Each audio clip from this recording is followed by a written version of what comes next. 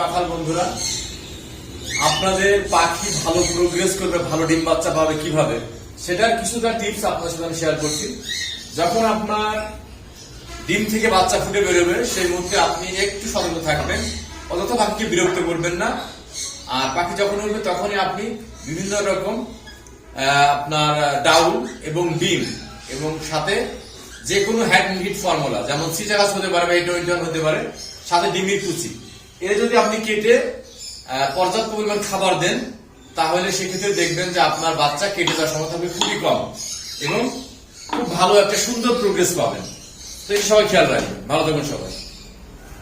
ঠিক আছে, আপনারা যদি এই বিষয়গুলো একটু খেয়াল রাখেন তাহলে এমন সুন্দর, অ্যাক্টিভ এবং হেলদি বাচ্চা পাবেন। বাচ্চাগুলো সুস্থ থাকবে এবং বাচ্চার মৃত্যুর হার অনেকটাই কমে যাবে। যেমন জিরোকালে বাচ্চাগুলো মারা যায়, সে মারাটা যাবে না। আর আপনার পাখি বাচ্চা উঠলে অবশ্যই 6 ফুটটা দেবেন। 6 ফুট দিলে পাখি ভালো খায় এবং প্যারেন্টসকে সুন্দরভাবে ফিট করায়, এবং এভাবে আপনার প্রত্যেকটা বাচ্চার কোয়ালিটি একই রকম হবে। তো বন্ধুরা, আপনারা যদি এটা একটু চেষ্টা করেন, অবশ্যই ভালো কিছু হওয়া সম্ভব পাখি থেকে। তো সব ভালো থাকবেন।